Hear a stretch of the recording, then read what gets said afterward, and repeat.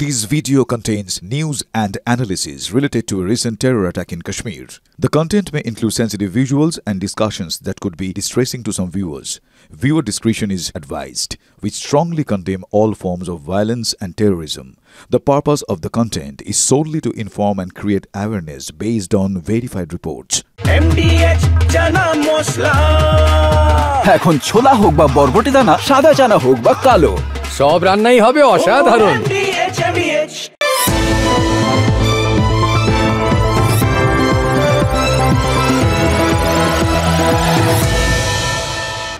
আজ 2রা মে সত্যজিৎ রায়ের জন্মদিন, আর তাই আজ রায়ের দিন।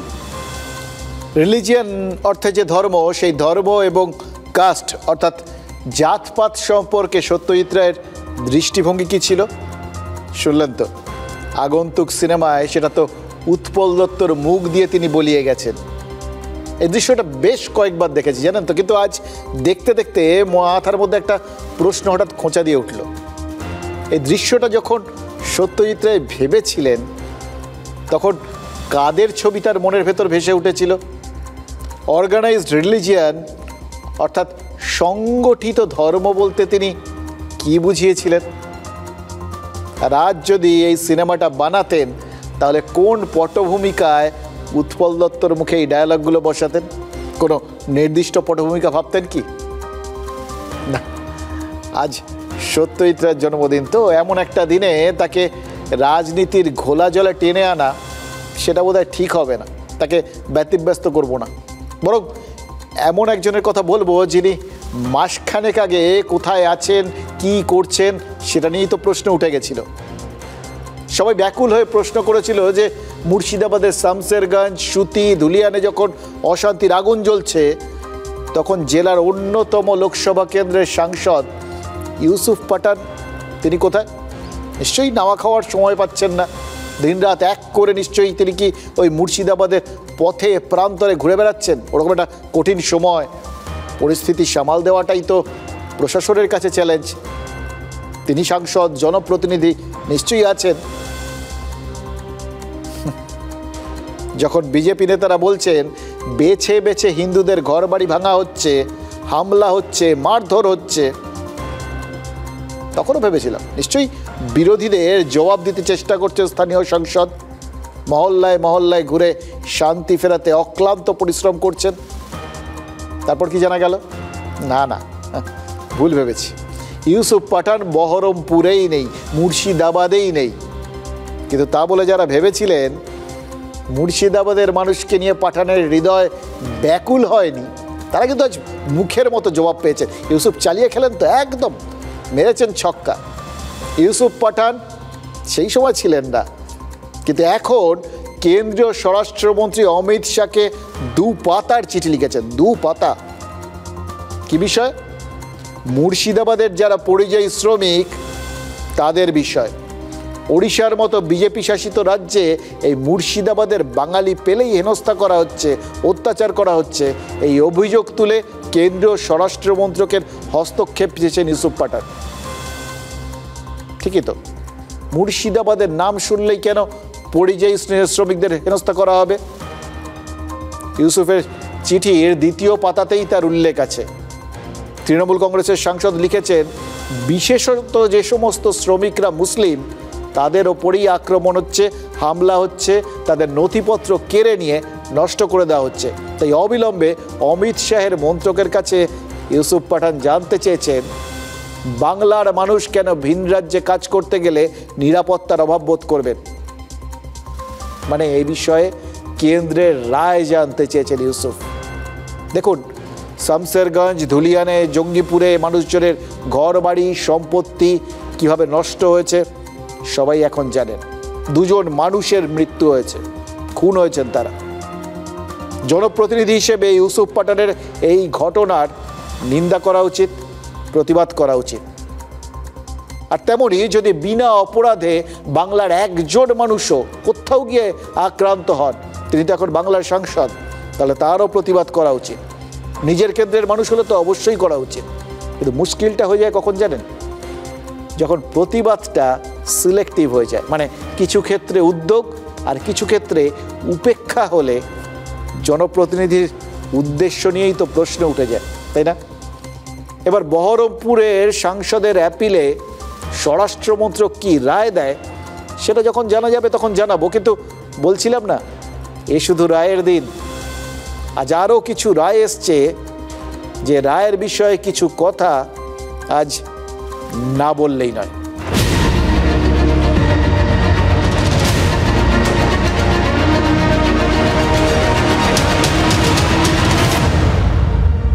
রায়ের দিনের প্রথম রায় আদালতের রায়, মানে যে রায়গুলো সত্যি সত্যি রায় হিসেবে ধরা যেতে পারে আর কি। টেকনিক্যালি বললে ব্যাপারটা কলকাতা হাইকোর্টের রায় ঠিক নয়, পর্যবেক্ষণ, কিন্তু আমরা বিষয়টাকে আপাতত রায় মানে আদালতের মত হিসেবেই দেখছি। কি রায়? কলকাতা হাইকোর্ট আজ পুলিশকে বলেছে অবিলম্বে কিছু বিক্ষোভকারীকে খুঁজে বের করতে হবে। কোন বিক্ষোভকারী? দিন 15 আগে কলকাতা হাইকোর্টের বাইরে জড়ো হয়েছিলেন একদল চাকরি প্রার্থী। তাদের উদ্দেশ্যই ছিল বিক্ষোভ দেখানো। কার বিরুদ্ধে বিক্ষোভ? বলুন, কার বিরুদ্ধে বিক্ষোভ? এবং শুনলে অবাক হয়ে যাবেন সেই বিক্ষোভের লক্ষ্যবস্তুগুলো কি ছিল। প্রথমত বিচারপতি বিশ্বজিৎ বসু, দ্বিতীয়ত বিকাশ রঞ্জন ভট্টাচার্য, ফেরদাস রাহিম সহ 4জন আইনজীবীর বিরুদ্ধে তাদের বিক্ষোভ। মানে সব মিলিয়েই 5 জনের বিরুদ্ধে বিক্ষোভ দেখানোই ছিল ওই বিক্ষোভকারীদের উদ্দেশ্য। ভাবুন একবার, হাইকোর্টের মতো একটা হাই সিকিউরিটি জোন, যেখানে কিছু করলেই ইধার উধার হলেই আদালত অবমাননার অভিযোগ উঠতে পারে, এসব জানা সত্ত্বেও এক বিচারপতি এবং 2 আইনজীবীর বিরুদ্ধে এবং তাদের সঙ্গীদের বিরুদ্ধে বিক্ষোভ দেখাতে শুরু করেন এই চাকরি প্রার্থীরা। সেদিন তাদের কাছে ওটাই ছিল মহা গুরুত্বপূর্ণ একটা কাজ। এবার যে কোনো কাজের পেছনেই তো কোনো না কোনো কারণ থাকে, বলি না আমরা কথায় কথায় কার্যকারণ সম্পর্ক, সেই জন্যেই আমরা কারণটা খুঁজতে গেছি। দেখুন, আদালতের দরজায় ভিড় করে বিক্ষোভ দেখানোর পেছনেও যে কিছু কারণ ছিল সেটা তো পরিষ্কার। প্রধান কারণ এসএসসির সুপার নিউমেরারি নিয়োগ নিয়ে যে বিতর্ক, সেই বিতর্ককে কেন্দ্র করে যে মামলা, সেই মামলার রায় দিতে কেন দেরি হচ্ছে। বিক্ষোভকারীদের দাবি ছিল বিচারপতি বসুকে দ্রুত এই মামলার রায় দিতে হবে, আর ওই বিকাশ রঞ্জন ভট্টাচার্য সহ আইনজীবীদের করা মামলাগুলো প্রত্যাহার করতে হবে, এবং ভবিষ্যতে রাজ্যের সুপার নিউমেরারি নিয়োগ নিয়ে যে উদ্যোগ, সেই উদ্যোগকে চ্যালেঞ্জ করে আর কোনো মামলা করা যাবে না। মানে ভাবতে পারছেন, আদালতকে দেওয়া শর্তের ওপর শর্ত, এবং পুরো গাইডলাইন, কমপ্লিট গাইডলাইন। মানে ওই সংবিধান বৈঠক আর কোনো দরকার নেই। এখন থেকে এরা যারা বিক্ষোভ টিক্ষোভ দেখাবেন আর কি, তারাই একদম ফর্দ করে নিয়ে আসবেন, এই হচ্ছে মামলা, এটাকে আমরা অ্যালাউ করছি, এটাকে অ্যালাউ করছি না, এই মামলাটাকে এইভাবে বিচার করতে হবে, এত দিনের মধ্যে বিচার করতে হবে। কি অসাধারণ সিচুয়েশন, ভাবতে পারছেন? এইসব শর্ত আরোপ করতে গিয়ে যারা হাইকোর্টের সামনে বিক্ষোভ দেখাচ্ছিলেন, তারা ওই আইনজীবীদের প্রায় ধাক্কাধাক্কি পর্যন্ত করেছেন, তাদের চেম্বারে ঢুকতে বাধা দিয়েছিলেন, এমনকি গালিগালাজ করেছেন, চটি জুতো এই সমস্ত দেখিয়েছেন বলেও তো অভিযোগ উঠেছিল। ভাবা যায়, গত 28শে এপ্রিল বিষয়টা হাইকোর্টের নজরে আনেন কিছু আইনজীবী। কলকাতা হাইকোর্টের প্রধান বিচারপতি সেই মামলা গ্রহণ করেন এবং বিশেষ বেঞ্চ গড়ে সেই মামলার শুনানির ব্যাপারে অনুমতি দেন। বুঝতে পারছেন কতটা গুরুত্ব দিয়েছে হাইকোর্ট? আজ ছিল শুনানি, এবং সেই শুনানিতেই হাইকোর্টের বেঞ্চ একেবারে কলকাতা পুলিশের কমিশনারকে একদম সুনির্দিষ্ট নির্দেশ দিয়ে দিয়েছে। বলেছে বিক্ষোভের নামে যা হয়েছে সেটা ক্রিমিনাল অফেন্স, ফৌজদারি অপরাধ। বিষয়টাকে আদালত থ্রেট হিসেবে দেখছে, হুমকি, আইন ব্যবস্থাকে হুমকি, ভাবুন। এবং তাই কলকাতার পুলিশ কমিশনারকে বলা হয়েছে কারা কারা এই বিক্ষোভে ছিলেন এবং খুব ইম্পর্টেন্ট, কারা এই বিক্ষোভে মদত দিয়েছেন তাদের খুঁজে বার করতে এবং তাদেরকে নোটিশ পাঠাতে। ভাবুন তো, সেই কবেকার কথা, ছোটোবেলা থেকে আমরা কি শুনে এসছি, কি পড়ে এসছি। রবীন্দ্রনাথ সেই লিখেছিলেন না, দণ্ডিতের সাথে দণ্ডদাতা কাঁধে যাবে সমান আঘাতে, সর্বশ্রেষ্ঠ সে বিচার। কোথায় কি, আজ যা বুঝলাম, দিন বদলেছে তো, কনসেপ্টটাই বদলে গেছে। বিচার এখন অনেক পরের কথা। এইভাবে যদি কোনো রাজ্য বা রাজ্যের বাদী বিবাদীরা আদালতকে আইন শেখাতে শুরু করে এবং গাইডলাইন দিতে শুরু করে কোন মামলা নেওয়া যাবে, কোনটা করা যাবে না, মামলা করলে কিভাবে কোন ধারা অনুযায়ী সে তার রায় দিতে হবে, সে মানে ধারাটা তারা তৈরি করে দেবেন। তাহলে দণ্ডদাতা অর্থাৎ বিচারপতিরাও ওই সহমর্মী হয়ে বিচারকতার কথা ভেবেছিলেন তো রবি ঠাকুর? সহমর্মিতা ভুলে যান, আতঙ্কে ভুগবেন বিচার করতে বসে। যেভাবে আদালতকে উচিত অনুচিত শেখাতে এই সুপার নিউমেরারি চাকরি প্রার্থীরা বিক্ষোভ দেখিয়েছেন, তাতে বিষয়টাকে আদালতের বিরুদ্ধে অপরাধ বলেই তো দেখছে হাইকোর্ট। এই হাইকোর্টকে বাঙাল তো বটেই, আমার ধারণা ঘটিরাও নতুন করে চিনছেন, এবং হাইকোর্টের আজকের এই কড়া পর্যবেক্ষণকে যদি রায় বলে ভাবেন, তাহলে ওই বিক্ষোভকারীরাও সম্ভবত নতুন করে চিনতে বাধ্য হবেন। এটা নিয়ে কিন্তু কোনো রকম সংশয় রাখা উচিত না। এই ছিল শরীরী ভাষা, এই ছিল মেজাজ। হাইকোর্টের সামনে জড়ো হওয়া সুপার নিউমেরারি চাকরি প্রার্থীরা এই মারে কি সেই মারে করে তেড়ে গিয়েছিলেন আইনজীবী বিকাশ ভট্টাচার্যদের দিকে। হাইকোর্ট বলছে এই মেজাজ আদালতের কাছে যথেষ্ট চিন্তার, এটা ফৌজদারি অপরাধের সমান। মামলা শোনার জন্য বিশেষ বেঞ্চ করেছিলেন হাইকোর্টের প্রধান বিচারপতি, যে বেঞ্চে আছেন বিচারপতি অরিজিৎ বন্দ্যোপাধ্যায়, বিচারপতি সব্যসাচী ভট্টাচার্য এবং বিচারপতি রাজর্ষি ভরদ্বাজ।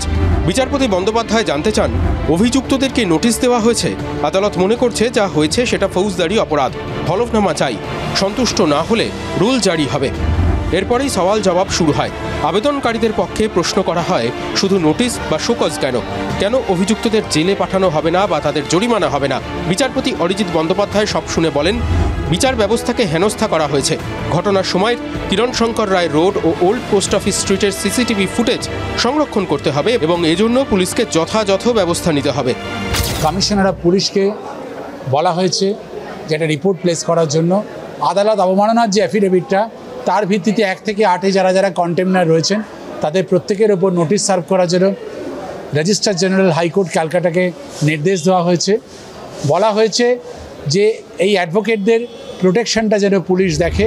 হাইকোর্টের স্পেশাল বেঞ্চ বিক্ষোভকারীদের বিরুদ্ধে তো বটেই, কুণাল ঘোষের বিরুদ্ধেও নোটিশ দিতে বলেছে পুলিশকে।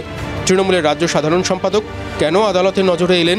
বিক্ষোভকারীদের ডেকে একটা প্রেস কনফারেন্স করেছিলেন কুণাল ঘোষ, নিশানা করেছিলেন বিচার ব্যবস্থার একাংশকে। এই এসএলএসটি শারীর শিক্ষা, কর্মশিক্ষা, এদের অবিলম্বে নিয়োগে যে স্টে আছে, এটা কলকাতা হাইকোর্টের এই স্টে তুলে দিয়ে এদের নিয়োগ করতে দেওয়া প্রয়োজন। চক্রান্তমূলকভাবে একটা জটিলতা তৈরি করে এনাদের এবং এনাদের পরিবারকে চরম বিপদের মধ্যে ফেলেছে।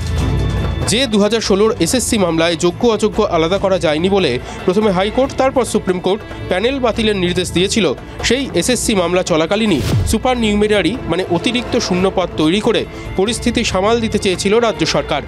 অযোগ্যদের রেখেই বঞ্চিতদের নিয়োগ দিতে 2022 সালে অতিরিক্ত পদ তৈরির সিদ্ধান্ত নেয় মন্ত্রিসভা। গত বছর সুপার নিউমেরারির সেই সিদ্ধান্ত নিয়ে সিবিআই তদন্তের নির্দেশ দেয় হাইকোর্ট।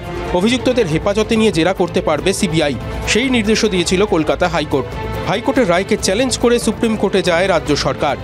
হাইকোর্টের রায় সম্প্রতি খারিজ হয়েছে সুপ্রিম কোর্টে। মন্ত্রিসভার সিদ্ধান্তের বিরুদ্ধে কেন্দ্রীয় এজেন্সি দিয়ে তদন্ত হলে যুক্তরাষ্ট্রীয় কাঠামো বিঘ্নিত হতে পারে, মন্তব্য করেছেন সুপ্রিম কোর্টের প্রধান বিচারপতি। সূত্রের খবর, ঘটনাচক্রে সেই নির্দেশের কদিনের মধ্যেই হাইকোর্টের ওপর চাপ তৈরির কৌশল নিয়েছিলেন সুপার নিউমেরারি পদপ্রার্থীদের কয়েকজন। মন্ত্রিসভা রেহাই পেয়েছিল আগেই, মূল মামলাটাও চুকে বুকে গেলে গঙ্গা জলে হাত ধুয়ে ফেলা যাবে, বাঁশও থাকবে না, বাঁশিও বাঁচবে না। তাই কি বিচার ব্যবস্থার বিরুদ্ধে নজিরবিহীন বিক্ষোভ, যে বিক্ষোভকে আদালতকে হেনস্থার কৌশল হিসেবে দেখছে হাইকোর্টের স্পেশাল বেঞ্চ? দেখুন, আদালতের ভূমিকা নিয়ে, মামলার দীর্ঘসূত্রিতা নিয়ে কারোর ক্ষোভ বিক্ষোভ থাকতেই পারে, বরং থাকবে, সেটাই তো স্বাভাবিক। কিন্তু তারপরেও একটা অলিখিত সীমানা তো সবাই মেনে চলেন, তাই না? এই সীমানাটা কিন্তু মেনে চলাটা খুব জরুরি। রায় নিয়ে আলোচনা সমালোচনা হলেও বিচারপতির সমালোচনা করা বা তার ওপর একটা গাইডলাইন সেট করে দেওয়া বা সোজা কথায় চাপ সৃষ্টি করার মতো দুঃসাহস এখন পর্যন্ত কিন্তু এদেশের হাই প্রোফাইল নেতা নেত্রীরা অচট করে দেখাননি। যতক্ষণ পর্যন্ত না ওই বিচারপতির চেয়ারে কেউ আছেন, যতক্ষণ তিনি ওই চেয়ার না ছাড়ছেন, ততক্ষণ তাকে সম্মান দেওয়াটাই রীতি, নীতি এবং নিয়ম। দেখুন, অভিজিৎ গঙ্গোপাধ্যায় যতদিন বিচারপতি ছিলেন, সে কারণেই একটা সীমার বাইরে যেতে পারেনি তৃণমূল কংগ্রেস। তাদের সরকার, তাদের দলের মন্ত্রী, বিধায়ক, নেতারা সব জেলে যাচ্ছেন, সিবিআই তদন্তের নির্দেশ হচ্ছে, ইডির তদন্তের নির্দেশ হচ্ছে। অভিজিৎ গঙ্গোপাধ্যায়ের এজলাসে এই দুর্নীতির পাকে চক্রের রাজ্য বারবার লেজে গোবরে হচ্ছে। এসব দেখার পরেও কিন্তু মাত্রাজ্ঞান হতে পারেনি শাসক দলের নেতা নেত্রীরা। যে মাত্রা ছাড়ানোটা সেটা পরবর্তী ক্ষেত্রে, এর সুযোগটা তারা পরবর্তী ক্ষেত্রে পেয়ে গেছিলেন যখন অভিজিৎ গঙ্গোপাধ্যায় বিচারপতির চেয়ার সেরে সরাসরি বিজেপিতে গিয়ে নাম লিখিয়েছিলেন। তখন তৃণমূল নেতারা বলেছিলেন যে তারা জানতেন শ্রী গঙ্গোপাধ্যায় আসলে রাজনৈতিক পক্ষপাত দুষ্ট। কিন্তু বিশ্বজিৎ বসুর মতো বিচারপতি, যার সম্পর্কে এখন পর্যন্ত এরকম কোনো অভিযোগ নেই, কেউ কখনো তোলেননি, যার একের পর এক নজিরবিহীন পর্যবেক্ষণ এবং নির্দেশ বহু গুরুত্বপূর্ণ মামলার মোড় ঘুরিয়ে দিচ্ছে, সেই বিচারপতি বসুর বিরুদ্ধে এরকম হঠকারী বিক্ষোভ কার বুদ্ধিতে দেখাতে গেলেন এই সুপার নিউমেরারি চাকরি প্রার্থীরা? হাইকোর্টকে আজ যতটা সিরিয়াস মনে হয়েছে, তাতে কিন্তু মনে হচ্ছে ঝুলির থেকে বেড়াল বেরোতেই হবে। আর তাহলেই বোঝা যাবে অতীতে যেরকম ওই বিচারপতি রাজাশেখর মান্তার এজলাসে বিক্ষোভ হয়েছিল, তার বাড়ির বাইরে তাকে আক্রমণ করে পোস্টার পড়েছিল, অথবা কমাস আগে এই যেমন বসিরহাট কোর্টের এক বিচারককে হেনস্থা করার অভিযোগে তখন শাসক দল তৃণমূল কংগ্রেসের এক নেতার নাম জড়িয়ে গেছিল।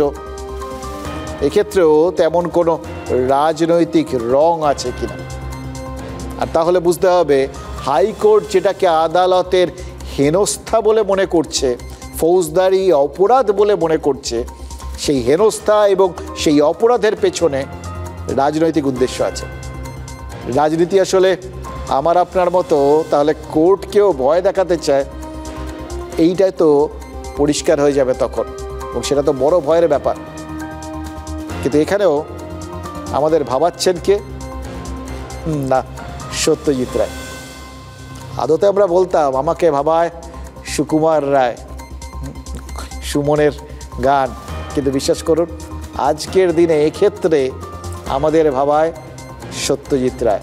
তিনি তো সেই কবেই দেখিয়েছিলেন, ভয় দেখিয়ে দাদাগিরি করে ঘুরে বেড়াতে ভালোই লাগে, কিন্তু সেই রাজনীতি ততক্ষণই ভালো যতক্ষণ ভয়টা কাজ করে। ভয় ভেঙে গেলে দড়িতে টান পড়ে আর রাজা খান খান হয়ে যায়। এটা তো তিনি সেই হীরক রাজার দেশে পরিষ্কার দেখিয়ে দিয়েছিলেন। তবে জাস্ট একটা অনুরোধ, জানেন তো, এইসব বললে আবার মনে হয় তো, তাই জন্য একটু অনুরোধটাও করে রাখি। এরকম দিন প্লিজ সত্যজিৎ রায় কোন পার্টির সমর্থক ছিলেন দয়া করে সেটা খুঁজতে যাবেন না।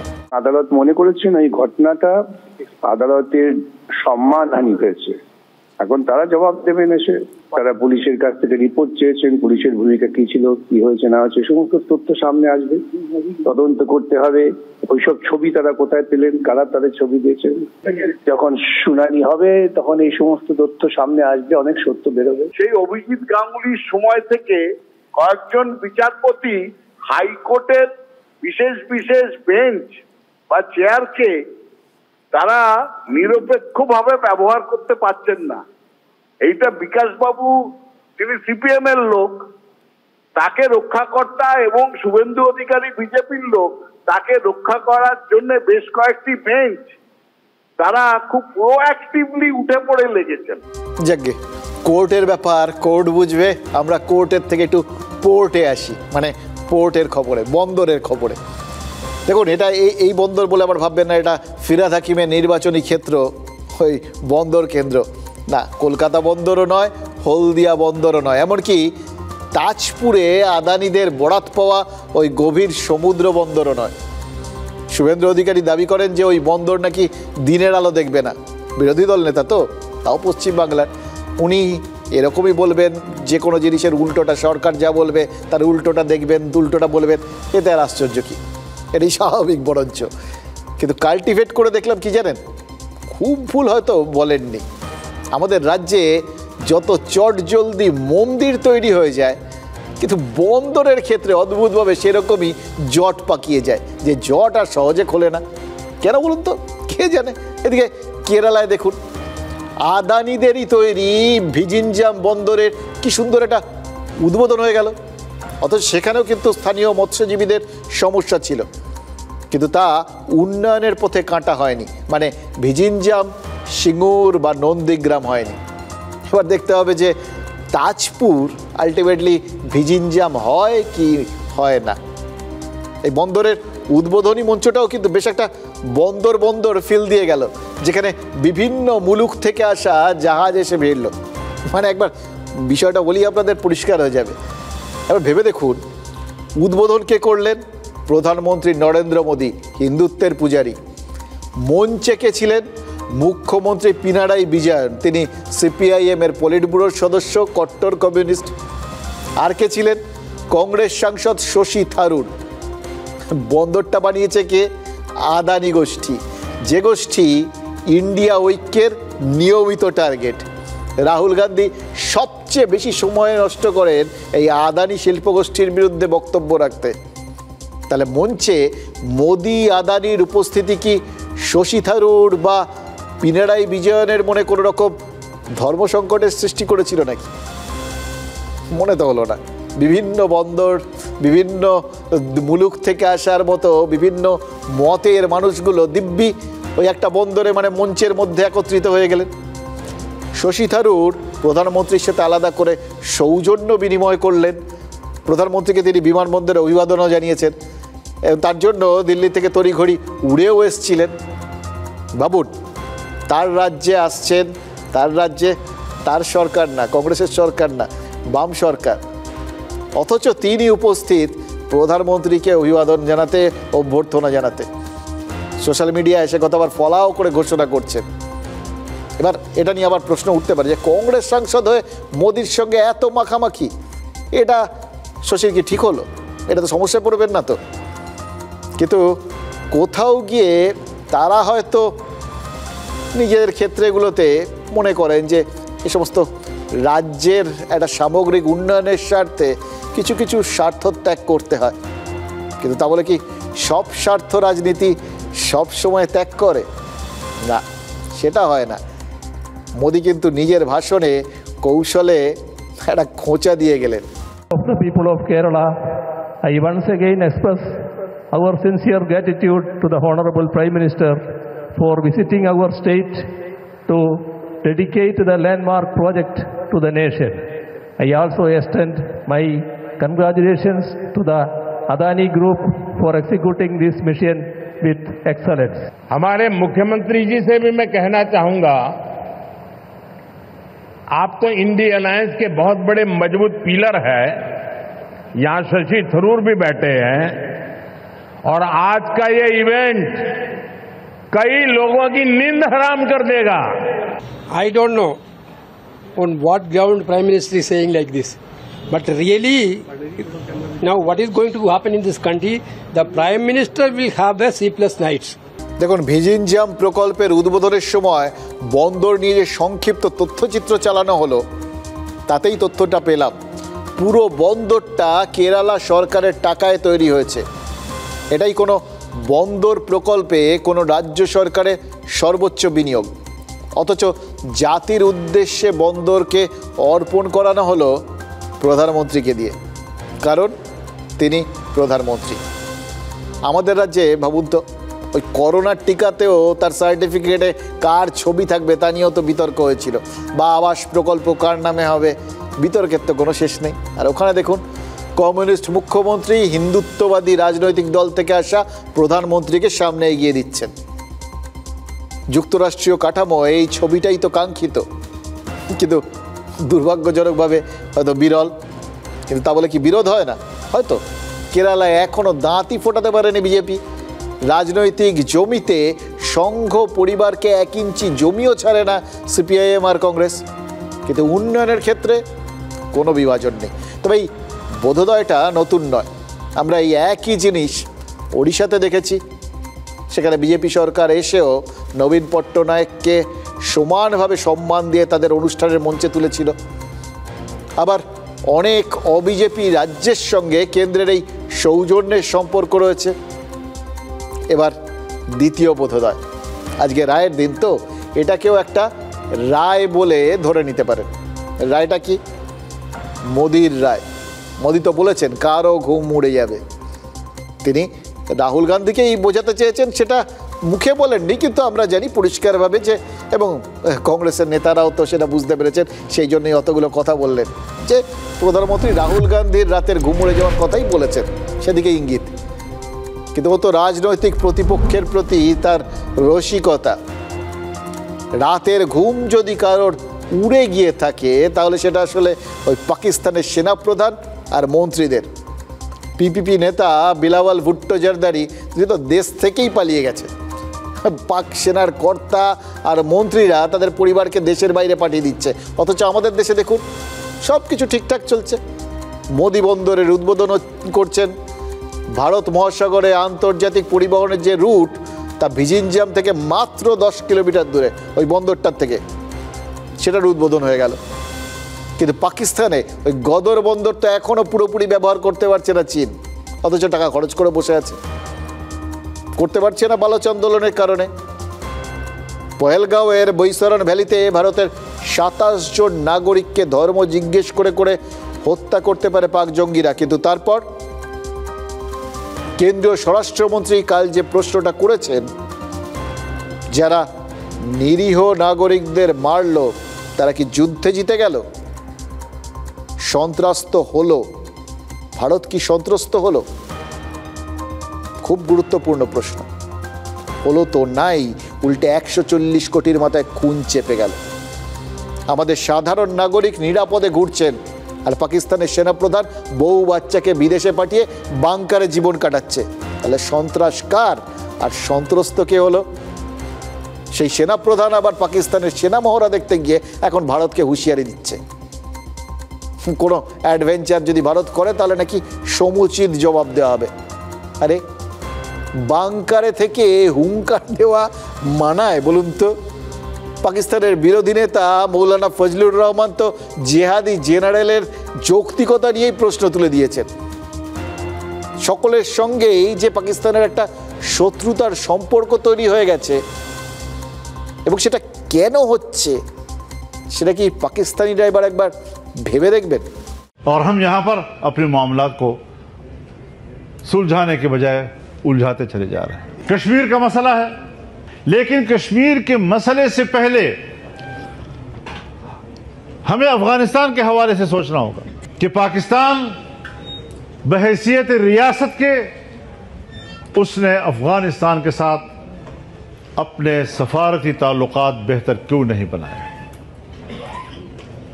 ये बात याद रखें कि ज़ाहिर शाह से लेकर अशरफ गनी तक जितनी हुकूमतें आई हैं प्रो इंडियन थी, सिवाय अमारत इस्लामी अफगानिस्तान के।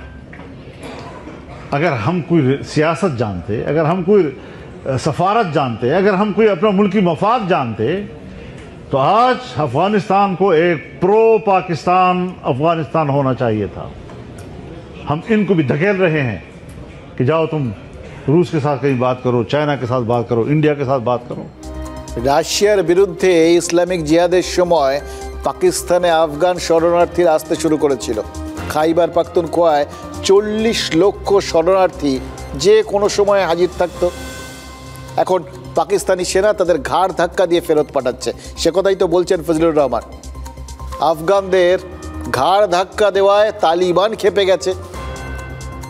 ওই তো বললেন যাদের আমাদের বন্ধু হওয়ার কথা ছিল সেই তালিবানরাও কেন আমাদের ওপর ক্ষিপ্ত, কেন তারা ভারতের বন্ধু হয়ে যাচ্ছে, এটা তো তাদের ভাবার দরকার, মানে পাকিস্তানের ভাবার দরকার। এটা বিদেশ নীতির নির্দিষ্টভাবে একটা ব্যর্থতা। আর পাস্তুনরাও তো বেজায় ক্ষিপ্ত। যে দেশটা ধর্মের ভিত্তিতে তৈরি হয়েছিল, যে দেশের সেনাপ্রধান ওই কথায় কথায় জিন্নার দ্বিজাতি তত্ত্ব আওড়ান, সেই দেশেই দেখুন ধর্মগত জাতিগত যাবতীয় সমস্যা তৈরি হয়ে গেছে। পাকিস্তানি সেনায় পাক পাঞ্জাবিদের প্রাবল্য, তারপর করাচির সিন্ধিদের দাদাগিরি চলে, বালুচ আর পাস্তুনরা কোণঠাসা।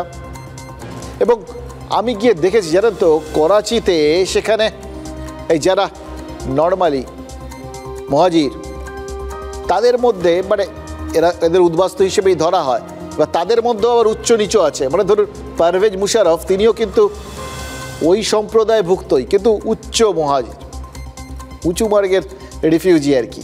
সেই জন্য বাকিদের তিনি অত্যন্ত নিচু চোখে দেখতেন। এবং সত্যি কথা বলতে কি, তিনি যতদিন পাকিস্তানের প্রেসিডেন্ট ছিলেন ততদিন করাচির বিশেষ কিছু উন্নতি হয়নি, যা উন্নতি হচ্ছে অন্য কোথাও, কারণ এদের তিনি যাচ্ছে তাই করে দেখতেন। পাকিস্তানে এটা মারাত্মক। আমার মনে আছে ওখানে পুলিশ সুপার আমাকে বলেছিলেন, কি মশাই এখানে করাচিতে রয়েছেন, চলুন লাহোরে, কারণ সে নিজে লাহোরি।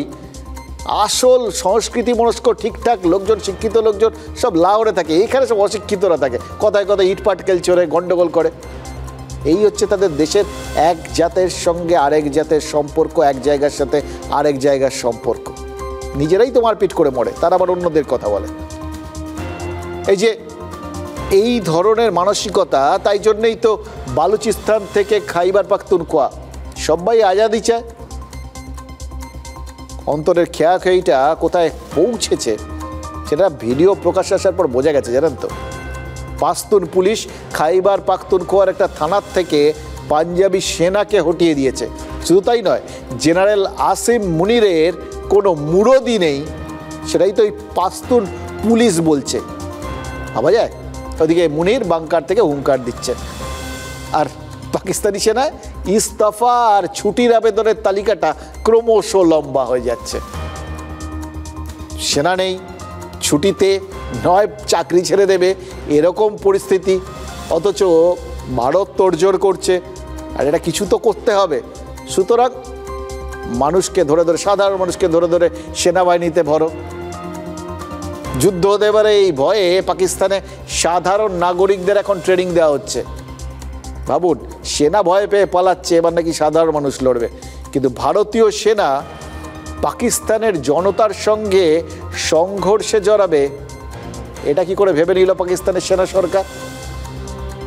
ভারত কি করবে সেটা তো এখনো স্পষ্ট নয়, ভারত কোথা দিয়ে মারবে সেটাও তো স্পষ্ট নয়।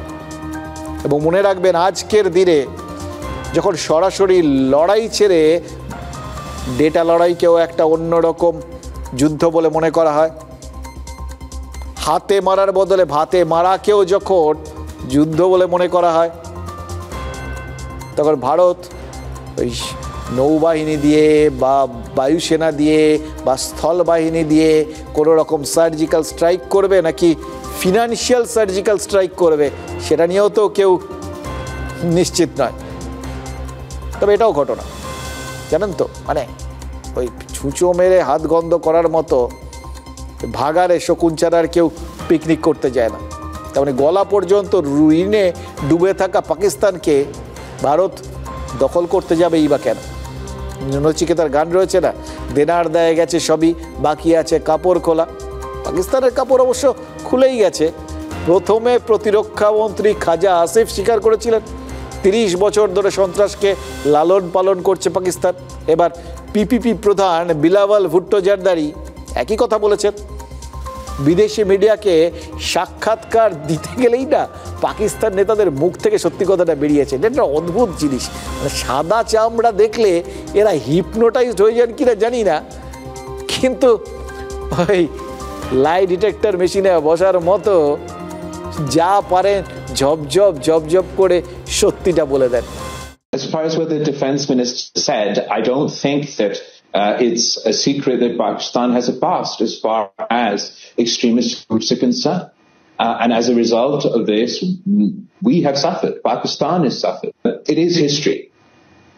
It is not something that we partake in today. It is true that it is an unfortunate part of our history. We're not alone in this history. সব দায় অন্যের, আমি সাধু, তুমি মহারাজ, সাধু হলে আজ আমি আজ চোর বটে। খাজা আসিফ থেকে বিলাওয়াল ভুট্টো জারদারি, পাকিস্তানের সব নেতাই তো ঠাড়ে ঠাড়ে আমেরিকাকে সন্ত্রাস নিয়ে খোঁচা দেওয়ার চেষ্টা করছেন। এটা জাস্ট ন্যাকামো। কারণ ইমরান খানকে অন্যায়ভাবে কুর্সিচ্যুত করে শেহবাজ শরীফকে পাকিস্তানের কুর্সিতে বসিয়েছে কে? আমেরিকাই তো। ইমরান খানকে মিথ্যে মামলায় জেল খাটাচ্ছে কারা? ওই শরীফ ভুট্টো পরিবার। কারণ ইমরান এই দুই পরিবারের দুর্নীতি ফাঁস করেছিল। এবার দুই পরিবারকে বাঁচিয়েছে কে? আমেরিকা। পাকিস্তানে নির্বাচনের নামে যে প্রহসন হয়েছে তার পেছনে কে? আমেরিকা। এগুলো আবার আমরা বলছি না, ইমরান অনুগামীরা বলেন। ওখানে সবাই সবার কাপড় খুলে দেন, পরিষ্কার করে দেন। এটা একটা বেশ সাম্যবাদ আছে, কেউ কাউকে ছাড়েন না, আমাদের কিছু বলতে হয় না, ওরাই বলে দেন, বুঝিয়ে দেন। তাহলে আমেরিকার সুবিধা সেটা তো পারিবারিক স্তরে ভুট্টো আর শরীফরা নিয়েছেন, ওই ইমরান অনুগামীদের বিশ্বাস করলে সেটাই তো বুঝতে হবে। তাহলে এখন সন্ত্রাসের জন্য আমেরিকাকে দায়ী করলে হবে? ভারত কখনো আমেরিকার দালালি করেনি, তাই আমেরিকা এখনও ভারতের হয়ে সওয়াল করছে। মার্কিন ভাইস প্রেসিডেন্ট জেডি ভান্স বলেছেন পাকিস্তানের জঙ্গি ঘাঁটি গুড়িয়ে দিক ভারত, তাতে ভারতকে সাহায্য করুক পাকিস্তান। এটা আবার একটা রাজনৈতিক উল্টো চাল আর কি। পাকিস্তানে লুকিয়ে থাকা জঙ্গিদের লাদেনের মতো দশা হবে বলেও মন্তব্য করেছেন মার্কিন ভাইস প্রেসিডেন্ট। মার্কিন বিদেশ সচিব পাকিস্তানকে কি বলেছেন জানেন? ভারতের সাথে আলোচনায় বসুন। অবশ্য এরা সব অদ্ভুত বেড়াল তপস্বী, এদের কথা শুনে কখনো বিশ্বাস করবেন না এদের মনের ভেতর কি আছে। এরা সবাই ওই সাপের মুখেও চুমু খান, ব্যাঙের মুখেও চুমু খান। আপাতত এই সমস্ত কথা বলে সময় কাটিয়ে কাটিয়ে ভারতকে যতটা কন্ট্রোলে রাখা যায়, মানে বড় কিছু যাতে পাকিস্তানের বিরুদ্ধে করে না ফেলে, সেটারই যে গুটি সাজাচ্ছেন এরা, সেটা বুঝতে ভারতের হয়তো খুব একটা অসুবিধা হচ্ছে না। আর সেই জন্যই এখন পর্যন্ত ভারতের তরফে আমেরিকার কাউকে, মানে সে ভাইস প্রেসিডেন্ট হোক বা বিদেশ সচিব হোক, কাউকেই কোনো রকম প্রতিশ্রুতি দেওয়া হয়। Secretary spoke with Indian External Affairs Minister Jay Shankar and Pakistani Prime Minister Sharif. As the President articulated to Prime Minister Modi last week, the United States stands strong with India against terrorism, and Prime Minister Modi has our full support. The Secretary encouraged both countries to work toward a responsible solution that maintains long-term, I should say, let me correct that, a responsible resolution that maintains long-term peace and regional stability in South Asia. ভারতকে শান্ত রাখতে আমেরিকার দ্বারস্থ হয়েছে পাকিস্তান। এবার আমেরিকার পাক রাষ্ট্রদূত Donald ট্রাম্পকে বার্তা দিয়েছেন, উপমহাদেশে পরমাণু যুদ্ধ থামাতে হলে ভারতকে শান্ত করুন। ভাবুন, এর মধ্যেও একটা কোথাও একটা ব্ল্যাকমেল করার মতো একটা ব্যাপার আছে আর কি। তবে সমর বিশারদরা কি বলছেন জানেন? পাকিস্তান নিউক্লিয়ার বাটন পুশ করলে ও দেশেই আর কেউ বেঁচে থাকবে না, কারণ পাকিস্তানি মিসাইল ভারতীয় আকাশসীমায় ঢোকার আগেই ধ্বংস হয়ে যাবে। তারপর পাকিস্তানের একটাও পরমাণু কেন্দ্র অবশিষ্ট থাকবে না। ভারত জানে কার কোথায় কি রয়েছে, এবং ভারতের এই মিসাইল ডিফেন্স সিস্টেম রয়েছে। আর আমেরিকাও তো জানে। আমেরিকা নিজের বাজার বাঁচাতেই ওই ভারতকে রেখে পাকিস্তানকে ধ্বংস করে দিতে দ্বিধা করবে না। তবে তার প্রয়োজন হবে না, কারণ পাকিস্তান জানে পরমাণু যুদ্ধে জড়ালে কি হবে। ভারত ইতিমধ্যেই কি প্রস্তুতি নিয়ে রেখে দিয়েছে, তাই তারা ওই রাস্তায় হাঁটবে না, এটা নিশ্চিত। ইনফ্যাক্ট তাদের কি করতে হবে সেটা মার্কিন ভাইস প্রেসিডেন্টই বলে দিয়েছেন। সোজা কথা, ভারতের হাতে পায়ে ধরে আলোচনা শুরু করুন এই বেলা, বাঁচতে চাইলে এছাড়া কোনো উপায় নেই। তারপর ভারত যে তালিকা দেবে সেই লোকগুলোকে ভারতে পাঠিয়ে দিন, যেমন আমেরিকা তাও রানাকে পাঠিয়ে দিয়েছে। আর গুগল লোকেশনে নিজেদের দেশের জঙ্গি শিবিরগুলোকে চিহ্নিত করে দিন, যাতে ভারতের মিসাইল ভুলবশত কোনো সিভিলিয়ান এরিয়ায়, মানে সাধারণ মানুষের মধ্যে গিয়ে না পড়ে। সোজা ব্যাপার। সহযোগিতা না করলে ভারত যে মিসাইল ছুটতে পারে এবং ভারত যে এই রকম চূড়ান্ত স্টেপ নিতে প্রস্তুত, এটা তো আমেরিকা পাকিস্তানকে বলে দিয়েছে এবং সতর্ক করে দিয়েছে যে যদি আপনারা এক্ষেত্রে কোনো ভুল করেন তাহলে হয়তো দেখা যাবে জঙ্গি শিবিরের বদলে কোনো নেতার ছাদে গিয়ে মিসাইলটা পড়লো, তখন দোষ দেবেন না, কারণ আমরা সতর্ক করেছিলাম। বলবেন না যে তা আপনারা তো বলেননি। সুতরাং আগে ভাগে ওই কোথায় কোথায় জঙ্গি শিবির আছে সেটাও ভারতকে জানিয়ে দিন। তাহলে অ্যাটলিস্ট জঙ্গিরা মরবে, পাকিস্তানিরা বাঁচবে। অবশ্য পাকিস্তানি আর জঙ্গি দুটো তো প্রায় সমর্থক হয়ে গেছে। দেখুন, পহেলগাঁও হামলায় পাকিস্তানের যোগসাযোগের প্রমাণ ভারতের হাতে রয়েছে, তো ফলে গোটা বিশ্ব এটা নিয়ে ভারতের পাশে দাঁড়াচ্ছে, কারণ তাদের কারুর সামনেই এছাড়া কোনো রাস্তা নেই। এবং তারা সবাই জানে এই পাক সন্ত্রাসবাদ এটা কবে গিয়ে যে কাকে আঘাত করবে ফ্র্যাঙ্কেনস্টাইনের মতো, সেটা বোঝা খুব মুশকিল। পাকিস্তানের পর্দাফাঁস, এনআইএ তদন্তে বিরাট ক্লু। পেহেলগাঁও হামলার পর থেকে পাকিস্তান দায় ঝাড়ার চেষ্টা করে যাচ্ছে, প্রশ্ন করছে তাদের যোগ রয়েছে, প্রমাণ কোথায়? কিন্তু পাকিস্তান ভুলে গেছে তাদের মার্কা মারা কাজ প্রমাণের প্রয়োজন হয় না, কিন্তু বিশ্বের সামনে পাকিস্তানের পর্দাফাঁস করার জন্য প্রমাণের প্রয়োজন ছিল। এনআইএ তদন্তে একাধিক প্রমাণ পাওয়া গেল, যা যথেষ্ট। পেহেলগাঁও হামলার প্রাথমিক তদন্তের রিপোর্ট তৈরি করেছে এনআইএ। গোয়েন্দা সূত্রে খবর, আইএসআই এর নির্দেশে লস্করে তৈবার সদর দফতরেই পেহেলগাঁও হামলার ব্লুপ্রিন্ট। লস্করে তৈবা, আইএসআই ও পাক সেনার ষড়যন্ত্র প্রমাণিত। সূত্রের খবর, হামলা চালায় দুই পাকিস্তানি জঙ্গি হাসিম মুসা ও তালহা ভাই। পাকিস্তান থেকে নির্দেশ আসছিল পাক জঙ্গিদের কাছে। সূত্রের খবর, পিওকে থেকে যোগাযোগ রাখছিল পাক হ্যান্ডলাররা। হামলার আগে বেতাব উপত্যকায় অস্ত্র লুকিয়ে রেখেছিল জঙ্গিরা।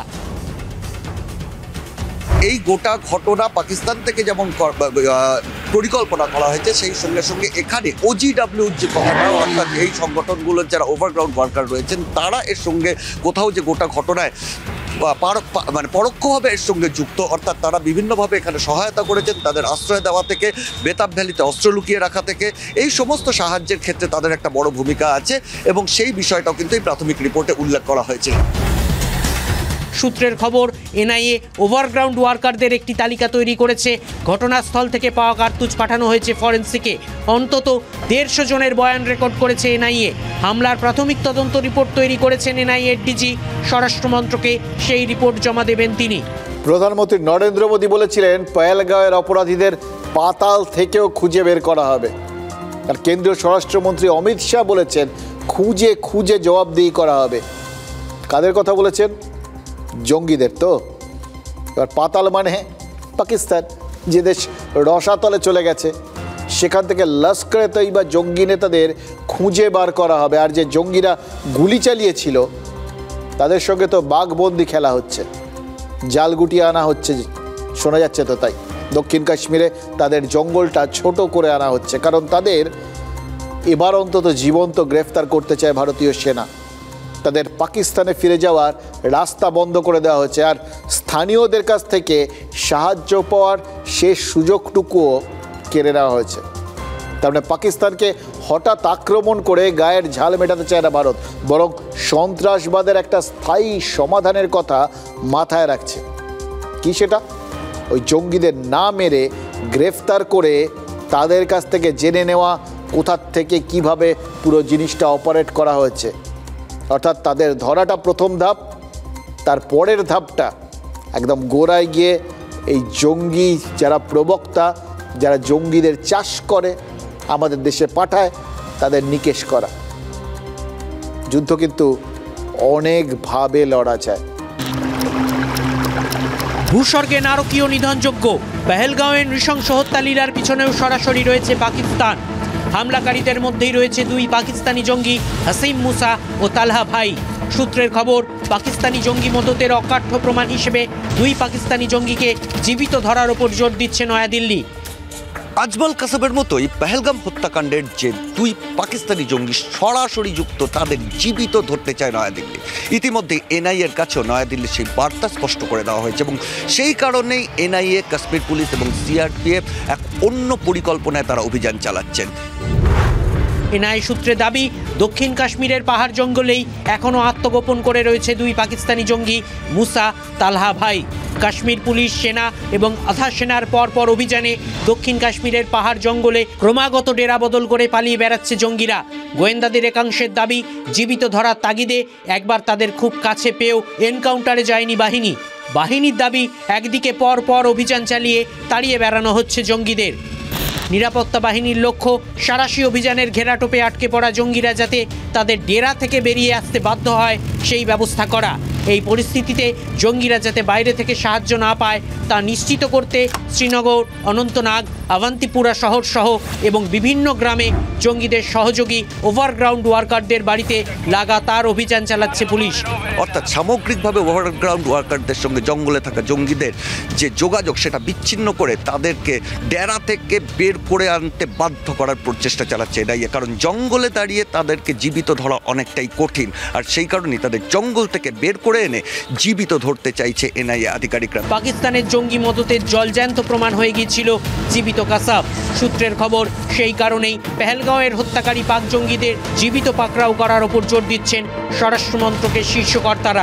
দিল্লির বার্তা স্পষ্ট, আজমল কাসবকে জীবিত গ্রেপ্তার করার পর 26/11 পেছনে লস্কর এবং পাকিস্তানের যে সরাসরি যোগাযোগ কিভাবে ছিল সেই অকাট্য তথ্য প্রমাণ কিন্তু গোটা বিশ্বের সামনে তুলে ধরা গিয়েছিল। আর এই দুজনকেও জীবিত গ্রেপ্তার করা সম্ভব হলে সেই তথ্য প্রমাণ গোটা বিশ্বের কাছে তুলে ধরা সম্ভব হবে যে কিভাবে পাকিস্তানের সরকার এই নারকীয় হত্যাকাণ্ডের পেছনে মদত দিয়েছে, পাকিস্তানের সরকার কিভাবে সরাসরি এই নরহত্যার সঙ্গে যুক্ত। আজমল কাসবকে জীবন্ত গ্রেফতার করেছিল ভারত, তার বিচার প্রক্রিয়া চলে, তারপর ফাঁসি হয়। এই সময় পাকিস্তানি মিডিয়ায় সে দেশে কাসবের ঠিকুজি কুষ্টি সব বের করে ফেলেছিল, তারাই তো সেগুলো প্রকাশ করেছিল। কিন্তু কাসব মারা যাওয়ার পর তার দেহ ফেরত নেয়নি পাকিস্তান। মুম্বাইয়ে হামলার দায় কিছুতেই তারা স্বীকার করতে চায়নি। সব যখন লোকে জেনে গেছে তারপরও স্বীকার করেনি। আর এখন পাকিস্তানের নেতা মন্ত্রীরাই প্রকাশ্যে বলছেন তারা সন্ত্রাসে মদত দিয়ে আসছেন।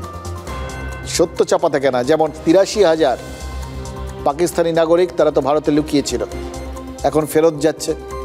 কেন্দ্রের নোটিশের পর সব রাজ্য ওই পাকিস্তানি নাগরিকদের ছেঁকে বের করছে, ফেরত পাঠাচ্ছে। উত্তরপ্রদেশের ফারুকাবাদে 5 পাক নাগরিকের খোঁজ মিলছে না। তারা পাকিস্তানে ফিরে যাওয়ার ভয়ে লুকিয়ে রয়েছেন, নাকি স্লিপার সেলের জঙ্গি হয়ে ঘাপটি মেরে রয়েছেন, মিশে গেছেন আমাদের জনগোষ্ঠীর সঙ্গে? কি তাদের উদ্দেশ্য? নতুন কোনো নাশকতা? সেটা স্পষ্ট নয়। আমাদের রাজ্যেও নিশ্চয়ই প্রশাসন এই শত্রুদের খুঁজে বের করছে। ঠিক শুনেছেন, শত্রু। কেউ কেউ প্রশ্ন তুলবেন, পাকিস্তানের আম নাগরিক আমাদের কেন শত্রু হবেন? খুব লজিক্যাল প্রশ্ন, যুক্তিযুক্ত প্রশ্ন, হওয়াই উচিত। কিন্তু 1968 সালে যে ভারতে এনিমি প্রপার্টি অ্যাক্ট পাস হয়েছে, দেশভাগের পর পাকিস্তানিদের ছেড়ে যাওয়া সম্পত্তির হিল্লে করতে যে আইন আনা হয়েছে, সেই আইনের নামই তো বলে দিচ্ছে পাকিস্তানে যারা চলে গেছেন তারা এনিমি, মানে শত্রু। তাহলে আইন অনুযায়ী পাকিস্তানে যে সমস্ত নাগরিক ফিরে যাচ্ছেন তারাও এনিমি, যারা এখানে রয়েছেন তারাও এনিমি, শত্রু। শুনতে যতই খারাপ লাগুক এটা সত্যি। অন্তত আজকের দিনে দাঁড়িয়ে এটাকে তো অস্বীকার করার কোনো উপায় নেই। 27 জন শুধু নয়, অনেক অনেক আমাদের সহনাগরিকের রক্ত দিয়ে লেখা এই শব্দটা শত্রু। দেখুন, নতুন করে শত্রুতা করার খুব একটা দরকার নেই, জানেন তো। এই শত্রুতাটা রয়েছে, ছিল। অবশ্য পাকিস্তানিরাই, ওই নেতা মন্ত্রীরাই সেটা আরেকবার নতুন করে বলে দিয়েছে। জর্জ বুশ আফগানিস্তানে নিরীহ মানুষের প্রাণহানিকে বলেছিলেন কোলাটারাল ড্যামেজ, দ্বিপাক্ষিক ক্ষতি। আমরা সেটা বলি না, কিন্তু পাকিস্তানিরা কোন যুক্তিতে ভারতে থাকবে? আমাদের করের টাকায় কেন সব সুযোগ সুবিধা ভোগ করবে? এটাই তো বোঝা যাচ্ছে না। এবং এর সঙ্গে ধর্ম বা জাতিকে জড়িয়ে তো কোনো লাভ নেই। সৌদি আরব 11 বছর আগে এর থেকেও কড়া পদক্ষেপ করেছে। সৌদি ছেলেরা পাকিস্তানি, বাংলাদেশি, বার্মিজ বা রোহিঙ্গা এবং চাঁদ বা সুদানিজ মুসলিম মহিলাদের বিয়ে করতে পারবেন না। সে দেশে 2014 সালে এই নির্দেশটা কিন্তু কার্যকর হয়ে যায়। কেন? কারণ ভারতে যেভাবে ফ্যামিলি প্ল্যানিং করে অনুপ্রবেশ হয়েছে সেটা সৌদি আরবেও হতে পারে।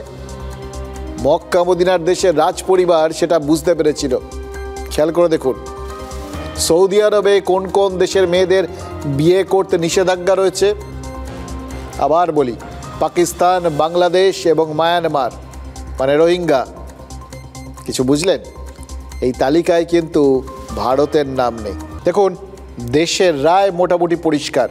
পাকিস্তানের বিরুদ্ধে এবার শুধু ওরকম ছোটোখাটো বদলা নিলে হবে না, ওই ঢুকে কিছু জঙ্গিকে মেরে এলাম এরকম দরকার নেই। এমনভাবে বদলা নিতে হবে যাতে পাকিস্তান এবং পাকিস্তানের আশ্রিত জঙ্গিরা আর কোনোদিন ভারতের দিকে চোখ তুলে না তাকাতে পারে।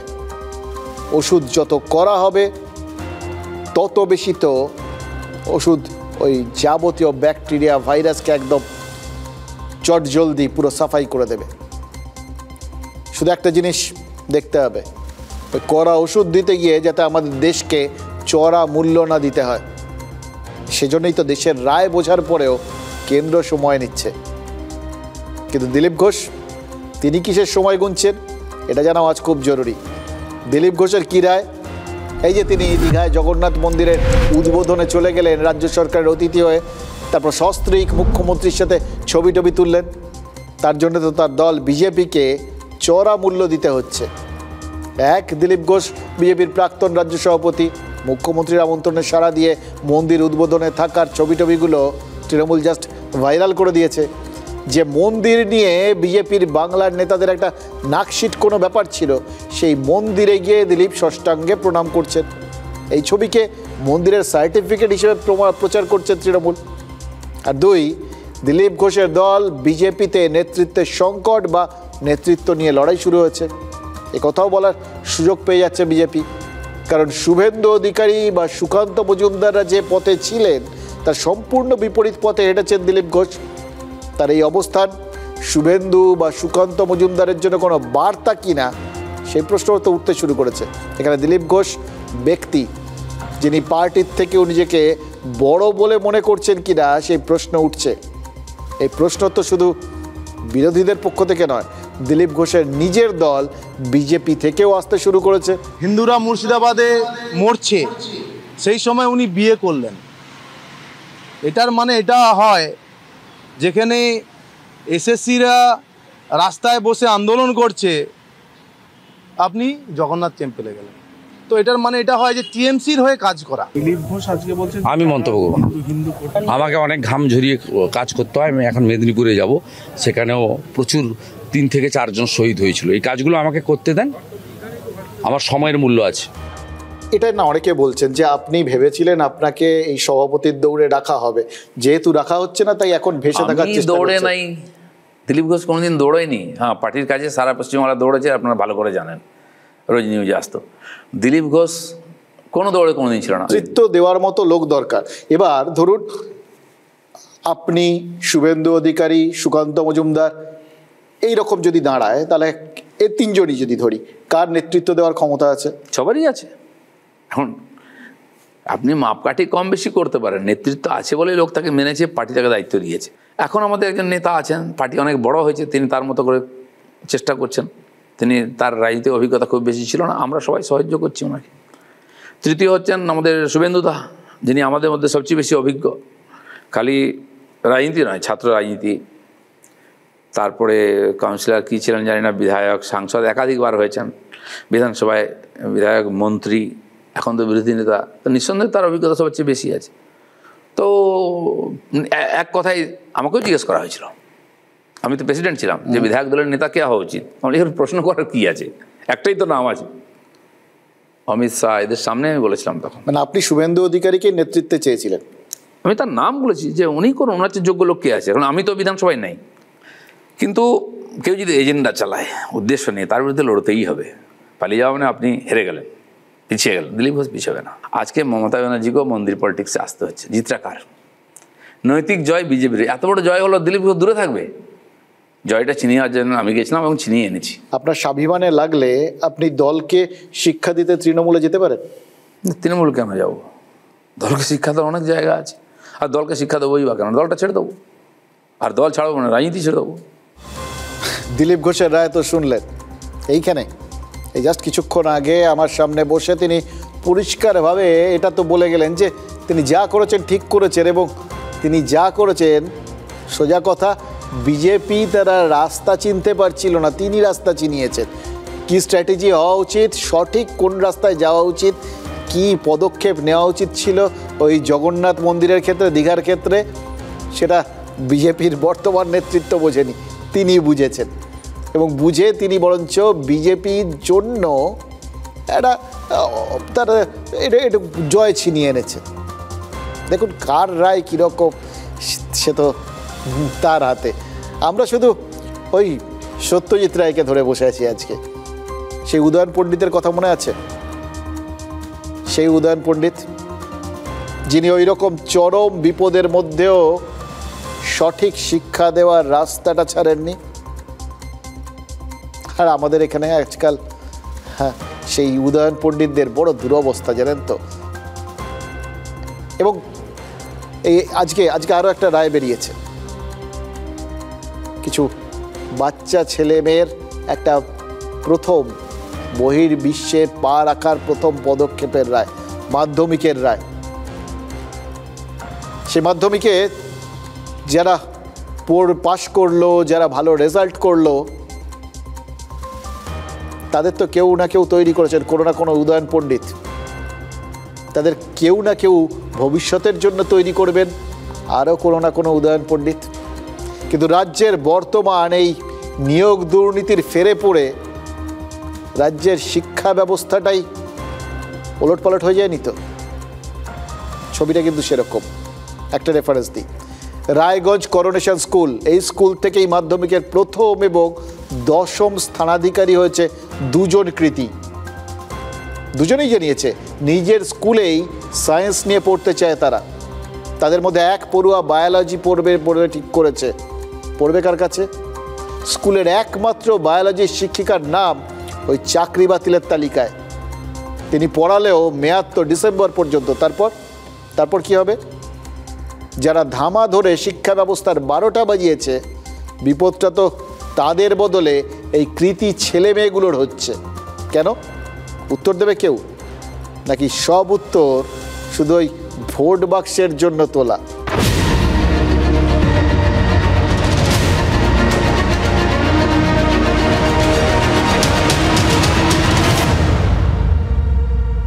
MDH চানা মশলা। এখন ছোলা হোক বা বরবটি দানা, সাদা চানা হোক বা কালো, সব রান্নাই হবে অসাধারণ।